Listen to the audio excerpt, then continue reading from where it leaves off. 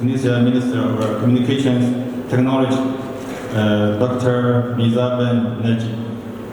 Your Excellency, Chinese Ambassador to Tunisia, Mr. Wali. Your Excellency, dear Mr. Mohammed Moussaoui, President of Tunisia National Telecommunication Regulator. Dear all friends, ladies and gentlemen, good morning. My name is Boe.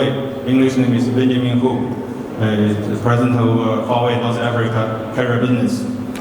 First of all, on behalf of Huawei, warmly welcome to join this first ICT summit that we are holding together with partnership with Tunisia ICT Ministry.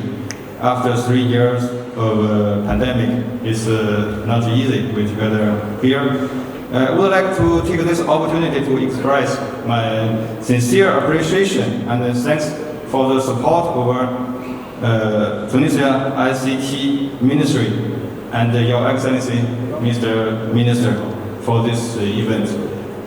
And Huawei is present in Tunisia since 1999, and until now we have been serving Tunisia people for more than 24 years. We are very proud that we have contributed to the ICT infrastructure development with joint efforts of operators, government, academy, and private sectors. I still remember the successful 4G launch in 2016 with the operator. And I feel so proud to notice that the positive impact of a 4G network on Tunisian citizens' daily life and the Tunisian economy today. In Huawei, we believe we should always be in Tunisia for Tunisia. We are not only here to propose ICT solutions to operators, but also to contribute to the digitalization of Tunisian economy and society, and to share our understanding and expertise for a better ICT ecosystem. This is in the core value and philosophy of our duty and responsibility here. During the past years, we have launched several talent initiatives in Tunisia, such as ICT Academy program, existing more than 70 Tunisia universities and 3,500 students right now. More than 100 Tunisian students benefit from Seeds for the Future program with visiting China. And also launching the Spark program last year for the support of startups. And from time to time, we have held technology workshops, summits with different ecosystem partners in Tunisia to discuss the latest technology update and present our vision for a better digital Tunisia. Today, it's our great honor to have this workshop about 5G for Tunisia and show 5G's extraordinary contribution for opening paths to benefit both business, society, and academic ecosystem. 5G will be the new engine of social and economic development in coming few years. Successful launching of 5G will be the first milestone for Tunisia for next period. And certainly, each will unlock a world of new opportunities for with faster speed, lower latency, and massive connection and greater reliability. And we are totally convinced that 5G will enable business to innovate and transform in ways that we have never noticed before. Once more, welcome again, and thank you for your time. Thanks. Thank you, Mr. Wei. Merci. Donc, permettez-moi maintenant d'inviter son Excellence, l'ambassadeur de la République populaire de Chine en Tunisie, M. Wang Yi.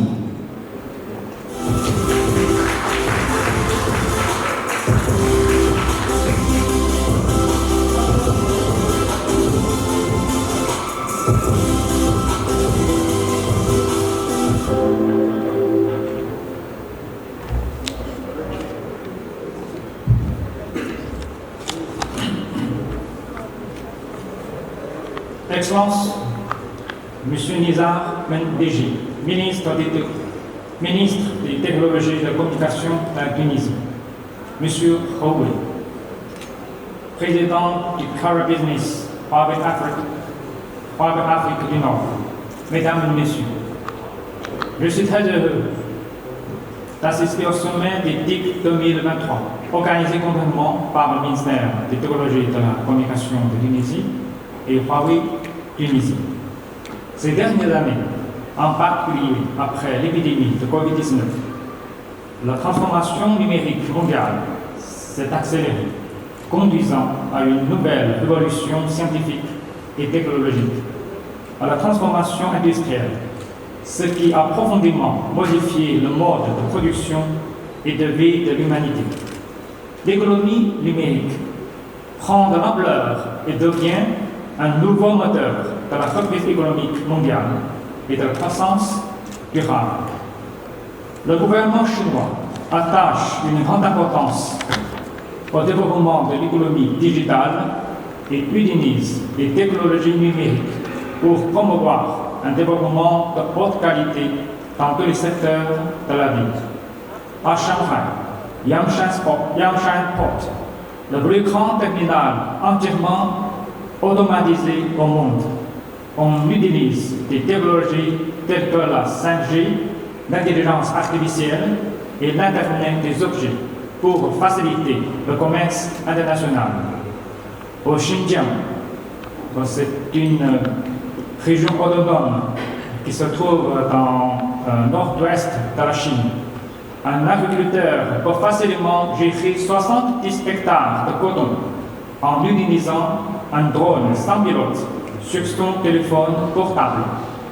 À Beijing, plus de 700 000 reliques culturelles de la collection du Musée national du Palais impérial ont été dotées d'une carte d'identité numérique, ce qui permet de préserver et d'utiliser durablement le patrimoine culturel de l'humanité.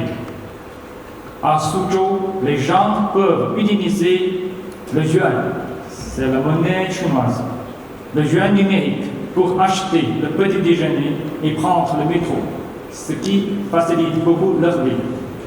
Selon le rapport sur le développement de la Chine numérique 2022, le volume de l'économie numérique du pays a atteint 50,2 billions de yuan, environ 40% du PIB.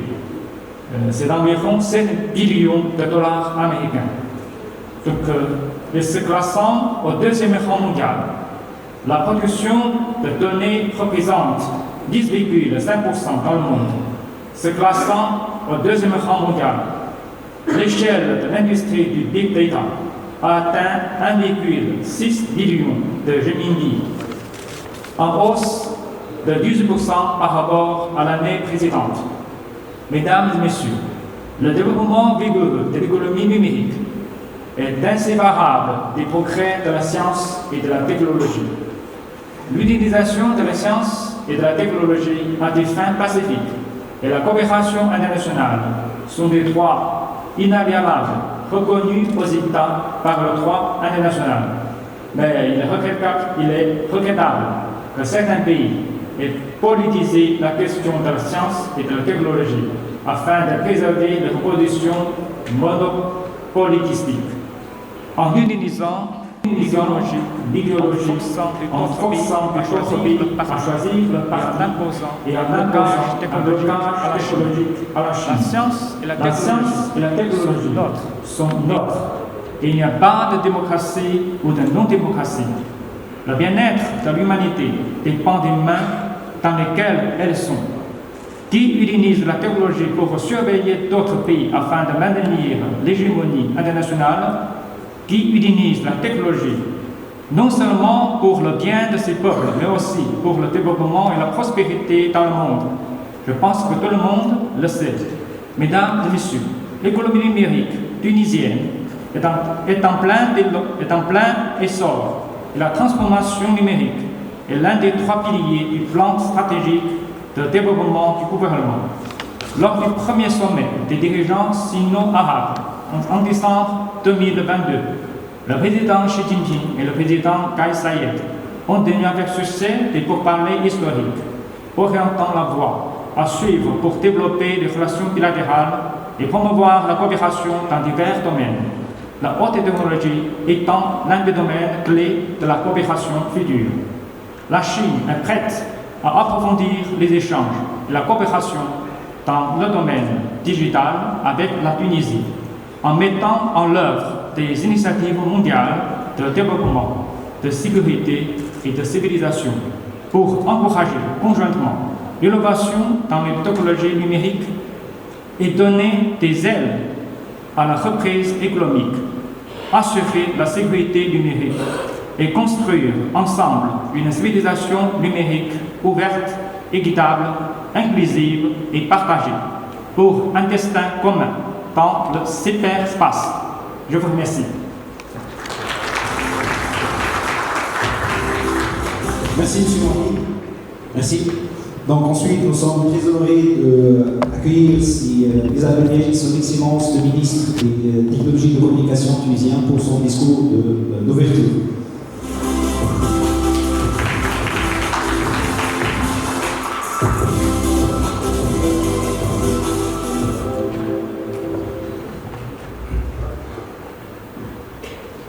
Bonjour tout le monde. Votre Excellence, l'ambassadeur M. Mohamedi, M. Wu président du Career Business Huawei, honorables invités, mesdames et messieurs. Je suis honoré de m'adresser à vous aujourd'hui pour ce mini Mobile World Congress Tunisia. Cet événement est bien plus qu'un simple rassemblement des professionnels du monde des télécommunications et des technologies de l'information. Ce genre de rencontre est un espace propice au débat et à l'échange où les idées prennent vie, où les innovations prennent forme et où les réflexions deviennent de réelles actions. Nous aurons l'occasion aujourd'hui de discuter les nouvelles technologies, les innovations, les éventuelles opportunités dans le domaine du mobile appliquées à plusieurs secteurs tels que le transport, l'industrie, l'énergie, l'agriculture et pas mal d'autres domaines vitaux de l'économie nationale qui va de plus en plus être fondée sur la connaissance et l'innovation. Avec le temps, les technologies des réseaux mobiles vont continuer à évoluer et avec l'arrivée de la 5G, beaucoup de nouveaux usages et de nouveaux services vont se développer et nous aurons bien l'occasion aujourd'hui d'aborder les enjeux et les multiples opportunités de cette nouvelle technologie qui va garantir une montée en débit très significative. La 5e génération du réseau mobile promet une connectivité ultra rapide, une latence réduite et une capacité accrue, ouvrant ainsi la voie à de nouvelles possibilités et applications, surtout celles reliées à l'Internet des objets et aux objets connectés d'une manière générale. Pour garantir la réussite du 5G en Tunisie et le saut en performance promis par cette 5e génération, il est essentiel de maintenir un dialogue continu entre l'ensemble des intervenants, gouvernements, régulateurs, opérateurs télécoms, tous les exploitants de l'infrastructure, les fournisseurs, les équipementiers du domaine des télécommunications. Mesdames et messieurs, dans notre monde en constante évolution, la technologie numérique joue un rôle de plus en plus important dans tous les aspects de nos vies. Et elle a le pouvoir de connecter les gens, d'ouvrir de nouvelles possibilités, de remodeler les secteurs économiques et de transformer nos sociétés de manière profonde. Il est important ici de rappeler le rôle essentiel de notre ministère pour mettre en place une stratégie digitale cohérente et un plan d'action concret, efficace et surtout rapide. Pour, premièrement, moderniser et compléter la législation régissant le domaine du numérique et améliorer la gouvernance du secteur de politique en Tunisie. 2. Inclure le citoyen financièrement et numériquement pour qu'il puisse se raccorder au réseau et bénéficier des nouveaux services et des nouvelles opportunités qui se présentent. Développer l'infrastructure numérique et mieux connecter les domaines et les secteurs non encore connectés et les régions éloignées qui sont mal desservies. En plus du renforcement de la capacité d'hébergement des centres informatiques nationaux et sectoriels et la mise en place d'une stratégie nationale pour le cloud et la cloudification surtout des services et des applications nationales. 4. Accélérer la digitalisation de l'administration et varier les services électroniques ayant une vraie valeur ajoutée qui sont à destination des citoyens et des entreprises, et ceci à travers la mise en place de portails uniques pour les services e-gov, à travers aussi l'unification des techniques d'accès et de notification, l'interopérabilité entre les registres sectoriels de l'État, la fiabilisation des données enregistrées et échangées, tout cela pour fournir des services ayant vraiment une vraie valeur ajoutée. Puis, sécuriser le cyberespace national et assurer la souveraineté numérique et instaurer un climat de confiance numérique essentiel à la mise en œuvre des projets de digitalisation. Puis, mettre en place un modèle de gouvernance basé sur les données à travers l'exploitation des big data et le développement des systèmes de l'intelligence artificielle dans plusieurs secteurs tels que la santé, l'éducation, l'agriculture, le transport, la finance et plein d'autres domaines de l'économie qui deviennent de plus en plus basés sur les données et le savoir. Puis, il est nécessaire de renforcer les capacités et les compétences dans le domaine du numérique et permettre la reconversion professionnelle vers les métiers du numérique à travers divers programmes de reskilling et de recyclage, en plus de la diffusion de la culture du numérique chez le grand public. Et finalement, il est important de développer le climat des affaires et l'écosystème entrepreneurial numérique et encourager l'innovation et l'initiative privée dans le domaine digital. La transition vers le cloud computing, le nomadisme, le télétravail, l'importance grandissante de l'Internet des objets et de l'intelligence artificielle requièrent tous des débits toujours plus élevés, requièrent aussi des possibilités sans limite de connecter le maximum d'objets au réseau. Dans cette stratégie nationale, la 5G va nous pousser à redéfinir les limites du développement technologique et sera un catalyseur clé pour l'innovation et le progrès technologique dans tous les domaines. Mesdames et messieurs, ce Mini Mobile World Congress est aussi une occasion offerte par Huawei que je remercie pour renforcer nos partenariats nationaux et internationaux et échanger des idées, collaborer pour relever les défis introduits par ces technologies émergentes. La connectivité ici nécessite une coopération étroite entre le gouvernement, les entreprises, la société civile. Ensemble, nous pouvons construire un monde plus inclusif, plus connecté et plus développé. En se réunissant ici, nous sommes témoins du pouvoir de la connectivité pour changer nos vies et pour façonner notre avenir commun. Je vous encourage à profiter de cette rencontre pour nourrir vos réflexions, élargir vos horizons, participer activement aux discussions et exploiter pleinement les opportunités qu'offre le numérique pour le développement de nos pays. Et je vous remercie pour votre écoute et attention. Merci.